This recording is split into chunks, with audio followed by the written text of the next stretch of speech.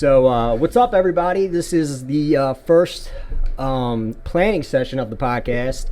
We are doing a behind-the-scenes making of. This is Nick Keller, and I'm super excited to have him on because he's an amazing dude.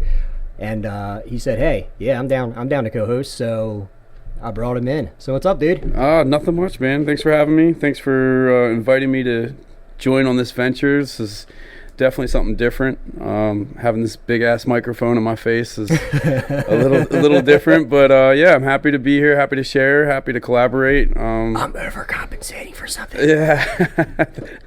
Well, I'm 40, so I might be too. Hey, there you go, man.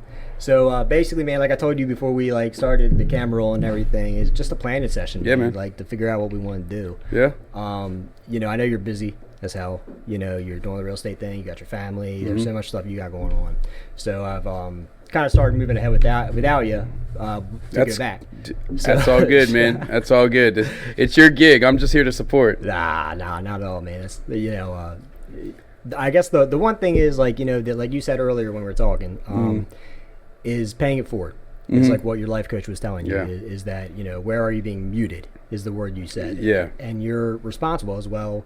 I'm not paying it forward, and then you kind of hit it on the head is what I'm trying to do, man, is just tell stories of things that I've been through, things you've been through. We're going to have guests on, things they've been through, and hopefully it'll strike a chord with someone, that needs it, and they can turn around and say, wow, like that successful person went through that, and they're successful, and they made it through, so I can too.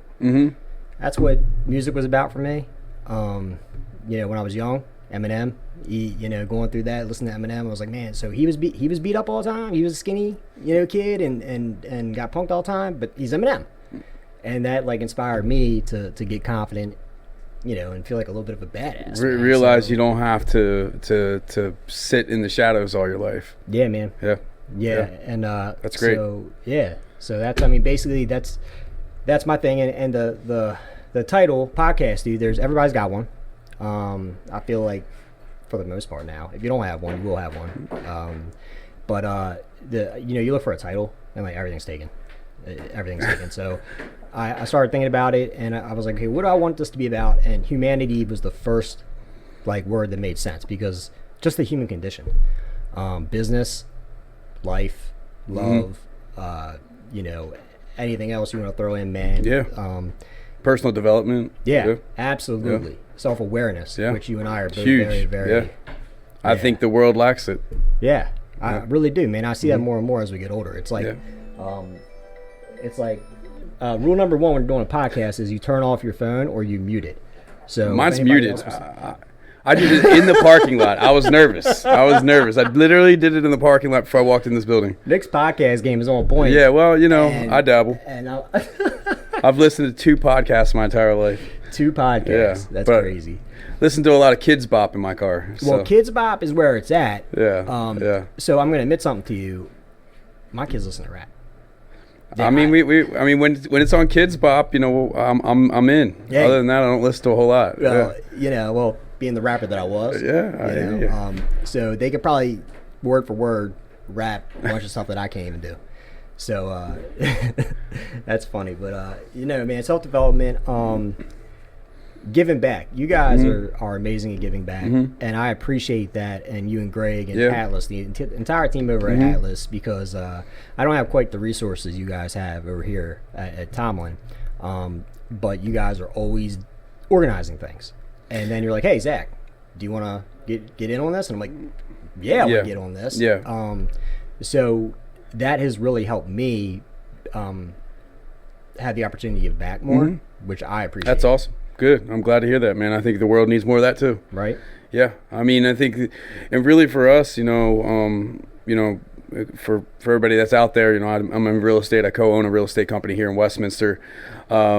And I've been doing it about 16 and a half years. And for probably the first 14 years, it was very transactional. And at a certain point, I guess when I started down this personal development, leadership, self-awareness path, it's just something started to rub me wrong with the way that I was conducting myself in business. Not that I was doing anything wrong or illegal or immoral or unethical by any stretch, because that's just not my character. Right. But it's just the way I was conducting business was very transactional, and it started to bother me, to the point where it led me with partnering with Greg and we really kind of kicked off a real mission with Atlas, and a big piece of that is lead, dominate, and give. Right. The give is really the heartbeat of it all, and when you have a clear vision, a clear mission, it's putting these things together becomes really easy. It's not work, it's fun. Yeah.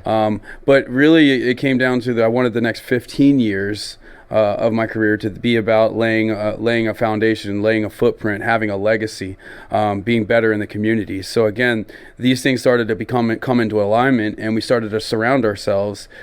Tomlin Technologies, other Main Street businesses, our clients even, our Atlas family, the people that we work with. It was all about finding alignment with people who genuinely wanted to give. And if we have to carry that flag sometimes, it's easy and we have fun doing it. You know that. Yeah, absolutely. But it really just became about finding that alignment to lay that foundation and do some of the things that we're doing. So appreciate that. I appreciate everybody who contributes to that and collaborates with it and supports it and shows up. And it's a lot of fun. The business community here in Westminster, even Carroll County, I'd say, for the most part, is outstanding. I can't. It's a small community with a big heart. I'll tell you that. It's a very giving heart, man. You said that, a small community with a big heart. Like that's kind of powerful. I didn't even think about that, but that's a very and that's why I think we're so passionate about doing it. Is the community deserves it, and we're so bullish on Westminster, Carroll County. There's so much room to give more, do more, build more, prosper more, and I'm a firm believer that when we do that and we take it as our responsibility as citizens, as entrepreneurs, as local business owners, as leaders in the community, to be more successful and raise the lid on opportunity, on success with the community, that creates an umbrella that creates more opportunity for younger entrepreneurs, for the high school senior that maybe doesn't have the best grades and they're not an athlete, but they're talented. They have the wherewithal to do something with themselves. So opportunity comes with that. So we just have to take it a responsibility to continue to push, and push Carroll County, push Westminster forward, and I think with that opportunity will trail.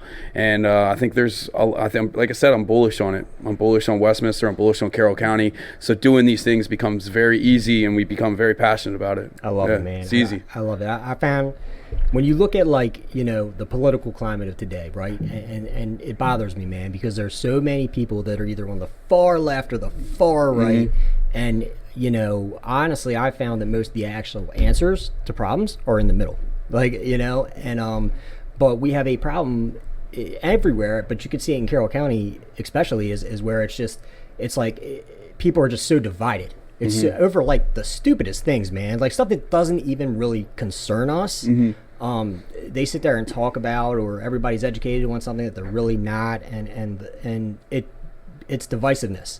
And you and I went through Leadership Carroll together. Yep. And one thing... Great class, by the way. It was, wasn't it? Yeah, it was a lot of fun.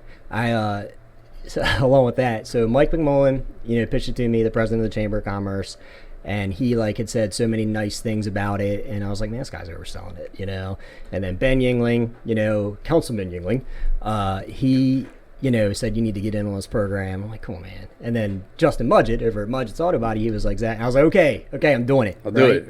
Right. And I thought they were overselling it, and they were underselling it. Yeah, but one of the things I learned in leadership, or a lot of things I learned in leadership, is about uniting. And I don't see that in our leadership today. Like us, like the business community and the civil servant leaders, private citizens, but like our elected officials and everything like that. A lot of times I don't see the bringing people together. It's like not congruent. They're more. And I ran for office earlier this year, and congratulations, by the way. Well, thank you. Didn't win, but doesn't mean it's a loss. If you learn when you lose, and you didn't really lose. Yeah, man, it was a great experience. I highly, I loved meeting all the people.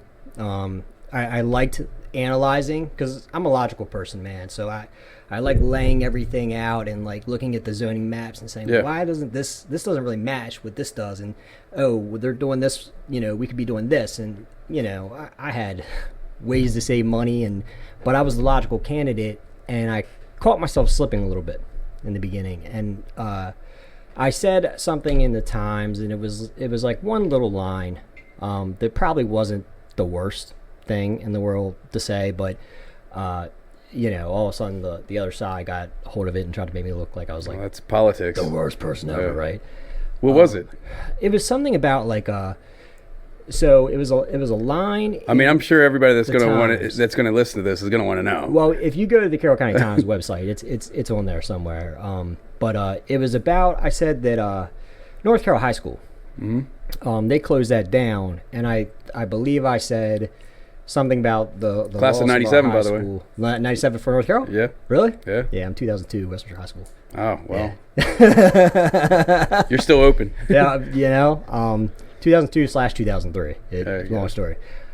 But so I said something about like the closing of that on his watch or something, which a lot of people took to heart, even though really the mayor has nothing to do with that situation. Yeah, that was a board decision. Yep. Yeah. By the commissioners, through the board, then the state, and then, but I like went around and people wanted North Carroll open, and I had to say like, that's not really a logistical thing that's going to happen. And I ran with that integrity. Like I after I slipped, I said, I'm not like that. That's not how I want to run. I want to run on me being the better candidate. And I'm not going to slander him. I'm going to do it that way. And unfortunately, that's not what wins you votes. It's the divisiveness. It's the bitterness. And I was attacked for things I didn't even know I did. It's a drama contest, it seems. It is. Yeah. So leadership, man, like to me, it's about uniting people. And I said something on my Facebook page, and I think it rings true for this podcast, is it was educate, empower, and unite. And that's what I kind of want to bring to this podcast. I want to bring people in to educate. I have some elected officials that are on the list. I have kind of told everyone that this is not going to be a show on politics, because politics, I don't think it solves anything, and I think it's a lot of like talking. That's politics. I like problem solving. But so I talked to the elected officials, and I said, when you come in, you talk about whatever you want. If it's something you're passionate about, I don't even care if you talk about your job. But if you are on the Board of Education, which I do have some people from the Board of Ed that would like to come in and talk, I told them I'd really just like them to talk about what they do, like what they're responsible for, and how it works, because a lot of people don't really understand what a Board of Education member does, what the commissioner system is, any of that stuff. So that's where a lot of rift comes with, I think, with people in politics, is I think people hear what people say, and politicians are good at telling you what they're going to do, but there's a disconnect between what they're going to do and what they actually do, and then what they actually take action on. So it'd be interesting to hear that.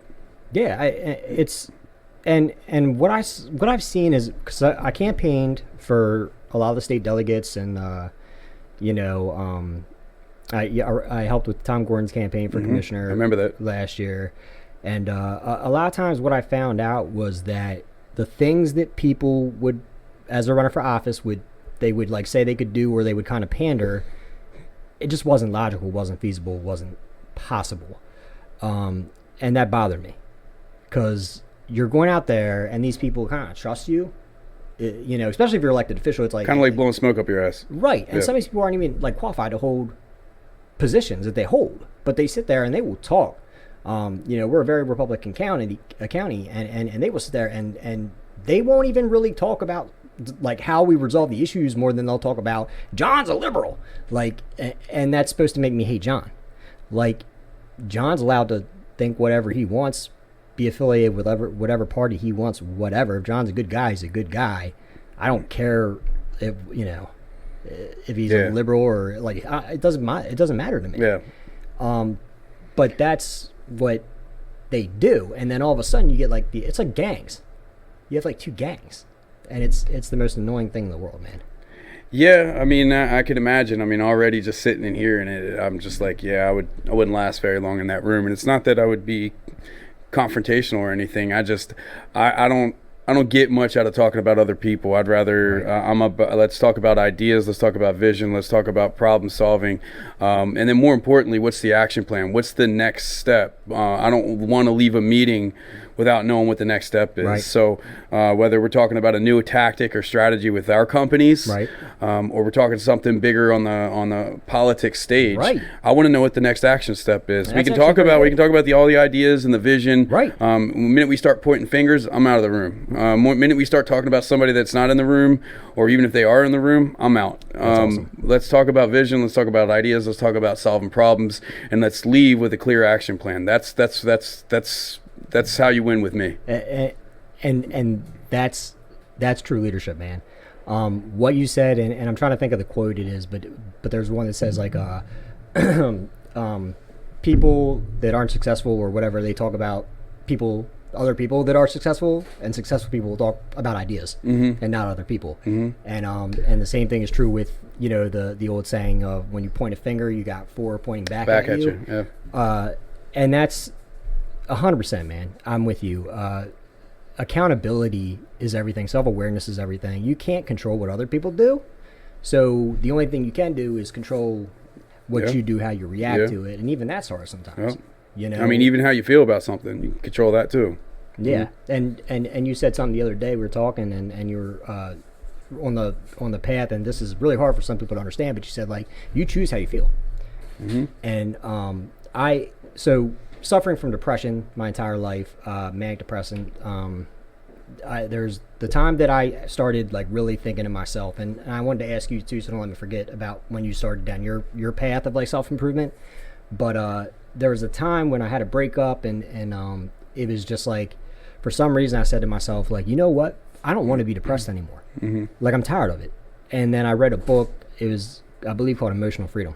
And it was basically kind of what everybody talks about, like living in the present, like feel the carpet under your feet, your breath, like don't worry so much about the future. And then it started talking about how your thoughts really, like, and I'm like thinking to myself, do I really want to be sad? No, I don't want to be sad.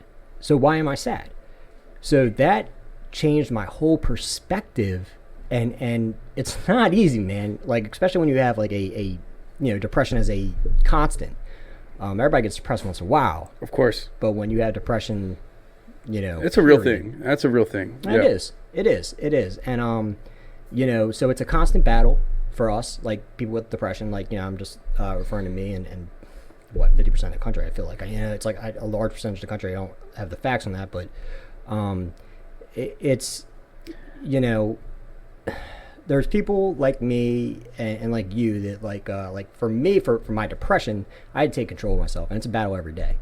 But that's what kind of started my road down self-improvement, and it's been like that ever since, man. It's a pretty cool road, isn't it? Yeah, it is. It's when you see the progress, and it's long, it's hard, and it takes a lot of time.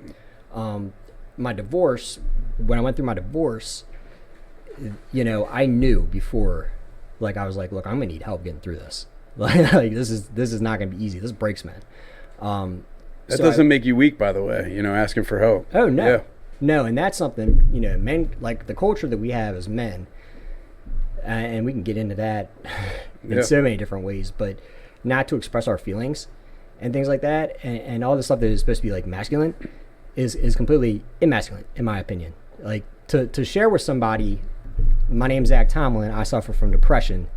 To me, that's strong to come out and say that. Takes strength and courage to do that. Yeah, absolutely. Right. So I agree with you, man. Yeah, and there's power in vulnerability, and anybody who thinks otherwise needs to read some Brene Brown in their life. Okay.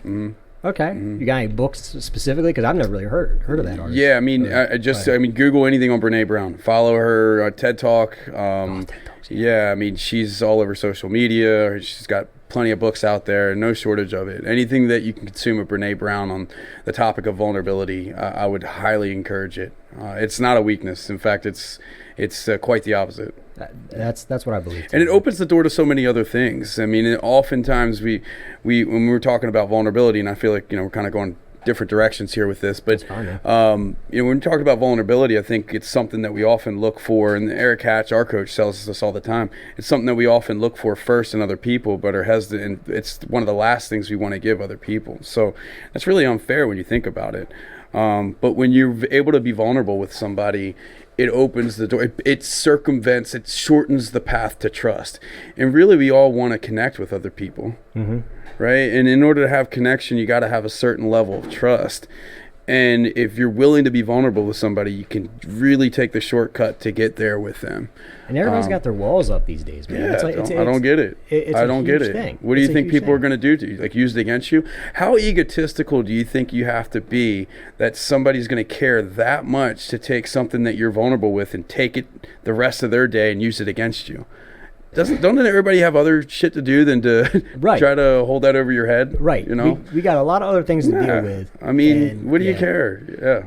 Yeah. Vulnerability. And people share in vulnerability too. So, you being vulnerable about your depression and your divorce may help somebody that's either going through that right now or getting ready to go through it or coming out of it. Why wouldn't you share that?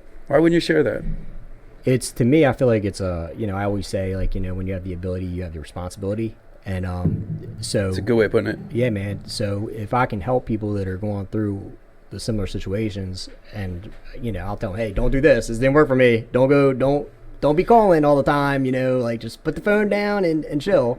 And other ways. And now I have a amazing co-parenting system with my ex-wife, like, and her husband. Like, we are amazing. And that's something else. They're actually going to come in at some point in time, man, talk to us. That's pretty cool. Yeah, so we'll have them come in and they'll talk about how our start was rocky and how we moved to where we are now. And it's better for everybody, but that's going to be a vulnerable situation too. But dude, like you said, man, like, we all have stuff that we deal with, and if we don't deal with it, it doesn't get fixed. Yeah. I mean, the hard conversations with yourself and the people around you are often the ones you need to have. Yeah. Yeah. Lean into it. That's all I can say. Lean into it. People are stronger than they give themselves credit for, physically and emotionally. Yeah. I see it in the gym all the time. I strength train. Right. And people are often underestimate what they can do. But I think emotionally, people are very quick to lean on some other outlet or play victim to a certain situation or circumstance or the environment. They wait for tomorrow because today was so terrible. Right. Well, what's tomorrow going to do for you? Right. It's only going to be what you make of it. It's still a choice. Why wait? Yeah, exactly. So, I mean, I think people are a lot stronger than they give themselves credit for. And, when you go down this path of awareness and self-development, not only do you experience a very cool, just breath of fresh air. I mean, you see almost the Matrix, but the sad part of it, the other side of it, is that you get to see how many people are living this victim life, and it's really, and I think that's why I really was excited to do this and pursue this with you and share and just put out there some of the things that I've learned and experienced and gone through, is because I think that the more self-awareness we have, maybe there's people that can, again, maybe not take that victim road and understand they have a lot more control than they think, and they're giving themselves credit, and not be victims. Not worry about tomorrow because today sucked. You just connected with me on a level there when you said that, because you're absolutely right. When you do go down this path of self-awareness and you spend so much time in it, I do therapy once a month. I got a life coach. Todd Burrier is my life coach. That's awesome. Yeah, he's amazing. You know. Yeah, I know Todd. Yeah. What's up, Todd? Right. He'll definitely be listening to this. He's probably sitting in front of the lake at his North Carolina, right? He's doing something that I'm jealous about. Yeah. Like, all the time. Like, we'll have like our video conferences, and like, he's like, hey, what's up, man? He's like, drinking a tea, he's drinking, and then he's got like the beach behind him. Yeah, and I see his videos on Facebook. Yeah, he's and I credit him to a lot of my improvement. But what you were saying is that when you are woke, let's use the hip term, I guess, right? But when you like realize and you see, then all of a sudden you can see other people and like the struggles that they're having, and you're like, oh, I just wish I could help them, like, because like they're playing the victim role. They're building these walls up. They're not taking self-inventory. They're not taking accountability for their own issues. And I had a situation where, unfortunately, someone that I loved and I still love, like, intensely, you just see them, not going to get the help that they need. And eventually you can't do anything about it. So you got to kind of walk away from that situation. But it hurts, man. So it's a double-edged sword, because, like, we are growing, but then we see the sea of people that aren't changing. Yeah, and you just said something that kind of hit on me, was just when I woke. And, the thing with that is woke has to happen every single day. It's not like you've got there. Hey, I'm self-aware now. I'm there. Right. I'm good. Right. It's an everyday process. So there's days that are not as good, and it's because I wallow myself, and I know it, and I tell myself that. I talk about a proverbial line, and everybody has one. You're either above that line or you're below that line, and I'm not always above it. So staying woke is it has to be an active thing. It's not static. You don't just get there and say, well, I'm aware, I'm self-aware now, I'm good. Right. It's a constant journey. It takes a lot of work. You have to strengthen that muscle by who you hang out with, who you talk to, what you read, who you help. And I think that's one of the biggest things is, are your thoughts and are your actions elevating other people? But, people like to live below that line, and they like to wallow in self-pity and be a victim, but there's no glory there. Nothing's great's ever happened there. It's not like you start feeling sorry for yourself, then all of a sudden magical stuff starts to happen. The universe just doesn't work that way. It doesn't hand you anything. So you have to stretch and strengthen that muscle to stay above that line. And a lot of it has to do with who you surround yourself with, and like I said, what you feed your mind and your heart, and what you're doing for other people. All of that, by the way, is a choice. Right. It's a choice, but it takes work, and and some days are better than others, but it's a journey. And if you're with the right people and you're feeding your mind and heart the right things, and you're paying it forward, the bad moments will be fewer and further between, and the good moments will be higher and more fun. And I can attest to that. Like I said, so I use my divorce as a reference point of when I really started, like, I started training physically, my health, and just really started, expanding. And I look at who I was then and who I am now. And for example, my depression, like a serious breakup, dude, to be honest, it could have taken me 6-7 months to get like my motivation back, to get, my mind where I'm not 3 hours thinking about the girl, or what she's doing and all that stuff. Right.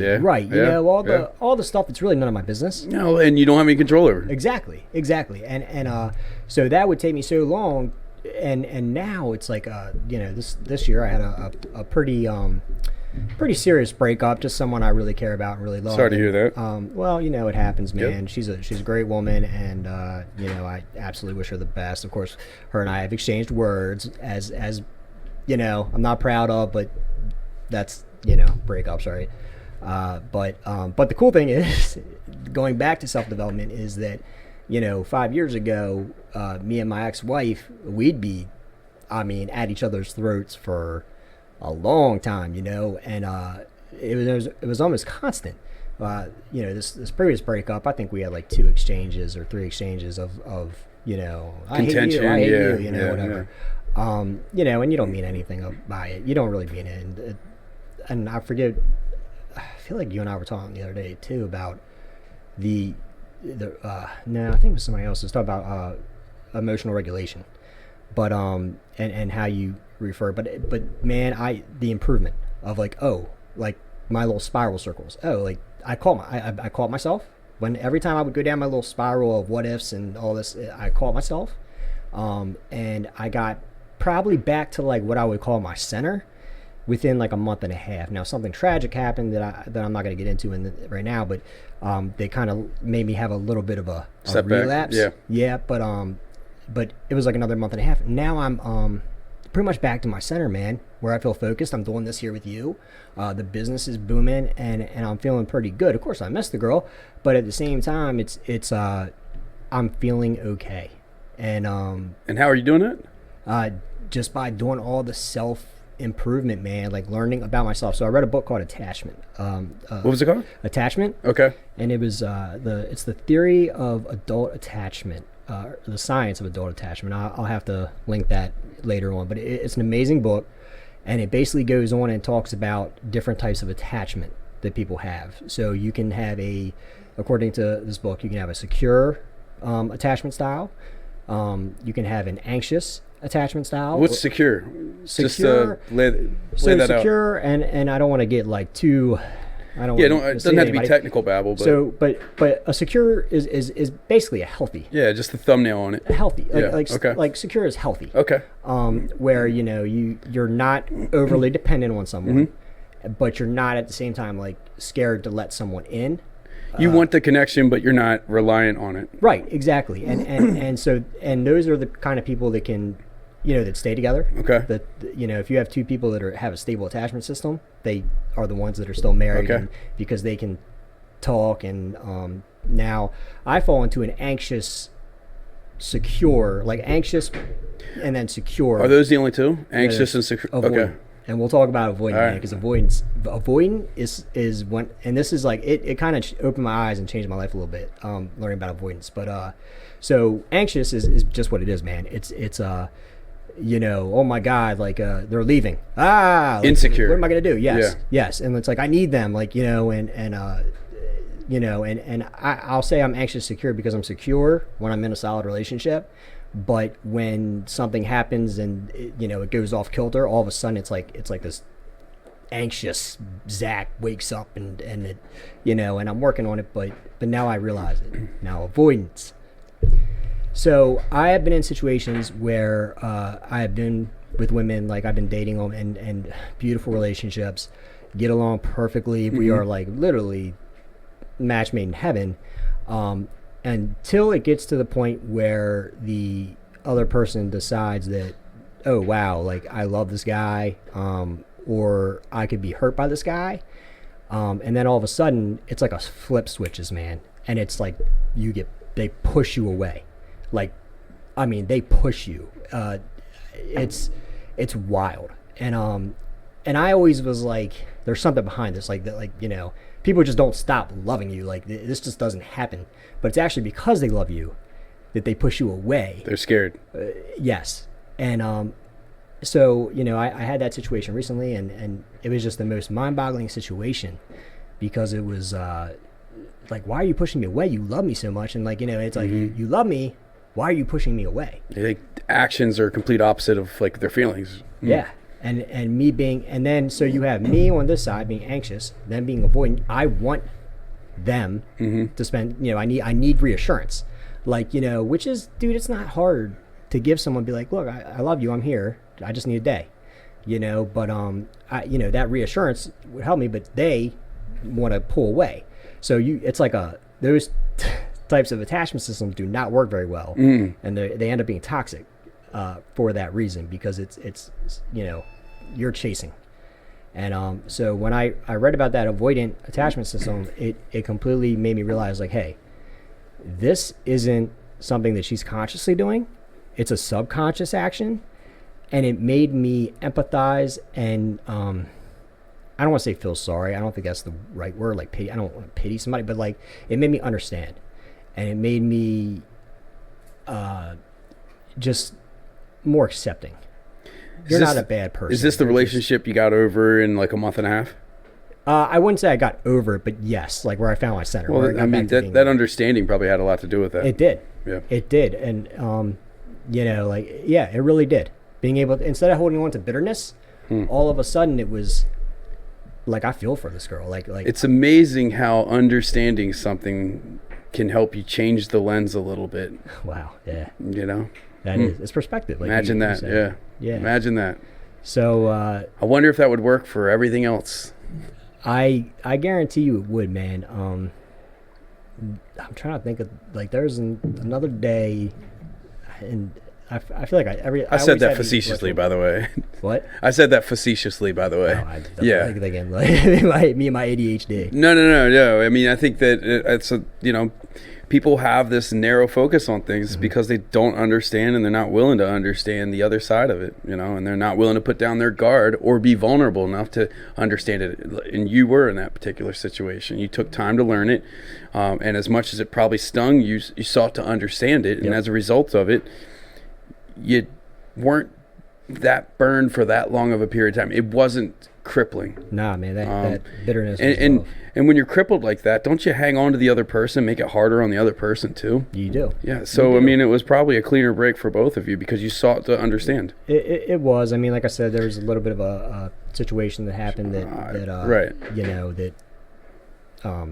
I definitely will be speaking on that later because it's something that is very serious and I need to draw awareness to. But it was good. It was like more of the cleaner situations because it was love. It was I love this girl, but she's dealing with things she is dealing with, and it's not her fault. And being able to realize that, yeah, dude, it did, but like you said, and even when her and I would get into our feuds or whatever, yeah, man, nothing I said, nothing I did was productive at all. Like in when I was having my little, moments of crisis where, bickering. Bickering and trying to get a rise and all the stuff that you do. Like, really, it's like you're trying to poke to see if they still care. Really, that's kind of where. But none of that helped her. Like, and just like you said, like, so, making it easier on her. The fact that I did understand did make it easier, but there's little times when we would be arguing and I would say things that were stupid, that were untrue, just like whatever, try to get a rise, did not help her. And honestly, man, I look back at it, I'm like, I love the girl. Why? It's I don't know why people do that either. Just to kind of satisfy something internally, their own ego, I guess. And I think that's what it was, man. I think it was like, but then going through my process again, trying to learn, and now I'm back to where I'm like, look, it is what it is as far as that goes, and I that's big. Yeah, that's big. Man. It's a huge step forward, and not a lot of people can do that. So. No, and I mean, I don't want to put words in your mouth, but I mean, I would venture to say that it's important for you to get back to being centered, as you put it, because you have big vision, you have big plans, and in order for you to do that, you have to be the best version of yourself, and you can't do that wallowing in pity and trying to hold on to something that just probably isn't going to last. You fight for what you believe in, right? If the relationship could have been salvageable, and I don't know the full situation, so I won't speculate on that. But I mean, I'm sure if it was worth and it could have been fought for, you would have. But if it was a lost cause, then you owe it to her and yourself to move on as quickly as possible, because in order for you to continue on with your mission and being the best dad and the best business partner and owner and community servant that you are, you got to be the best version of yourself. And it starts between your head, it starts in your chest. It's internal, and you can't do that if you're holding on to stuff that you have the choice to understand and then let go. I couldn't say it better myself, man. So when I found my center and I realized, look, there's all this stuff that is internal that I want to do. And I could say 2019 was a crappy year all I want, man, but I made so much progress.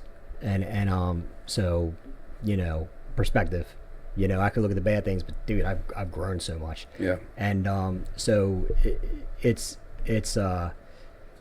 my ADHD is kicking in, dude. Yeah, so, I'm trying to think I mean, I just did a video on perspective, and I think that when you're below that line, you have a sea level perspective, and you can't see anything but the fog. And it's tough to get out of that. I understand that. But in order to get that 10,000 foot view, and when you have the 10,000 foot view, what can you see? You can see everything. You can see the path that you need to be on, and the twists and the turns. You can see things a little more clearly. You have almost like you have a map. Yeah. But in order to get that 10,000 foot view, to get in that crow's nest, you got to fight a little bit. You do. You got to get to the top of the mountain. You do. You have to experience some adversity. Oh, absolutely. So you can either cope and let it crush you and keep that 10,000 or keep that sea level mentality, keep that sea level perspective where you can't see the forest behind the trees. Right. Or you can fight tooth and nail each inch. Keep climbing, keep moving, keep progressing, keep pushing that needle forward, get to the top, get that 10,000 foot view, and see things a little bit more clearly, and then take better action. Right. The man on top didn't just get there. He didn't just drop in there. He had to fight and climb just like you. Right. So, perspective is something you got to fight for. Yeah, you got to step back to make logical decisions, and that's not always easy to do. But so. Just a little bit, man. Like this is, like I said, this was great. This was a behind. This was a making of, Yeah. and honestly, I feel like I don't have any room for any other podcasts. I talked about everything I needed to talk about. I'm good. I'm done. So everybody else, you can pack up your podcast. Like you're done. Episode 1, last episode. It's a wrap, and it's a wrap for all podcasts everywhere. So, one and done. I feel like LeBron right now. Right. So basically, man, this is kind of like the format. So I love to have you in, our guests in. Yeah. And just like shoot the shit, man. I like it. That's it, man. That's it, dude. And about whatever, just two dudes being bros talking about life shit. Right, man. Right. Maybe that's the title. All of that. What is that? Oh, okay, that entire title? Yeah. Yeah, we can meditate. I think we can meditate that. We like, like we just like. I mean, it, songs man. Even now, songs like if it's like Bozzy got a song like "I Fucking Love You," right? And it's like IFLY, like like everybody's abbreviating. It's like, well, this song title's too long. What are we gonna do? Creativity, maybe do something. No. Here's what we're gonna do. We're gonna abbreviate. Yeah. See, I've gotten to that point of turning 40 this year, man, where things are starting to go over my head, and I'm just feeling lost sometimes with stuff like that. But it's okay. It's okay. I will be the pop reference. Yes, you're gonna need to carry that flag. Right, and he's gonna be the super intelligent, wise, sage. Oh man, I'm just gonna sit in this comfy chair and drink whatever I bring. I like it. I'm gonna start bringing some beer to this thing. Hey. We don't hate. we don't discriminate. So yeah, no, man, this has been a lot of fun. This is a lot of fun to kick off, man. Looking forward to doing this. Yeah, sweet, man. Yeah. Awesome. So yeah, I think this went incredibly well, and yeah, dude, I guess we're gonna sign off. Like I said, this is just a rough draft, just to give you guys a taste of what's coming. But with Nick in the co-pilot seat, whatever, co-hosting here, I think navigating something. Yeah, we got something big. Yeah, it'll be fun. It'll be fun. I'm interested to share, like I said, and collaborate with you. You're a bright dude, big heart, and I'm looking forward to supporting and filling in the blanks and chiming in when I can. And if it helps some people out there, then this is going to be a good thing. So I'm excited for it. That's what it's about, man. Yeah. All right, dude. Well, that's it. Thank you. Yeah, thank you guys. Awesome. All right. See you. Hey, real quick before we go and sign off here, quick plug for next weekend, November 17th, Sunday. Ravens home game. They're playing the Texans. Ravens are pretty exciting right now. You don't have to come to the game, but my buddy Tom Herb and I have been putting together a really, really special tailgate that hits close to home. We've all been touched by the epidemic of addiction, substance abuse, and a few months ago, my buddy Tom lost his younger brother, Jimmy, and to substance abuse. And so we put together this tailgate. He's a huge Ravens fan. It's going to his charity that him and his family has set up, and it's going to go to addiction awareness and treatment. And we're putting together this tailgate. It's going to be fun. We have music, beer. We have it catered, pit all the pit meats you can think of, and it should just be a good time. And if you want to go down to the game and see the game, get some tickets. If you just want to come down and tailgate, let us know. I think we might just charge $30. All of it goes to that charity to support addiction awareness and recovery. So for anybody that likes to come down and hang out and wants to support the cause, we'd love to have you. Sweet. And we'll put the link in the YouTube video Yes. so that you guys can get more information on that. So, all right. Thanks, guys.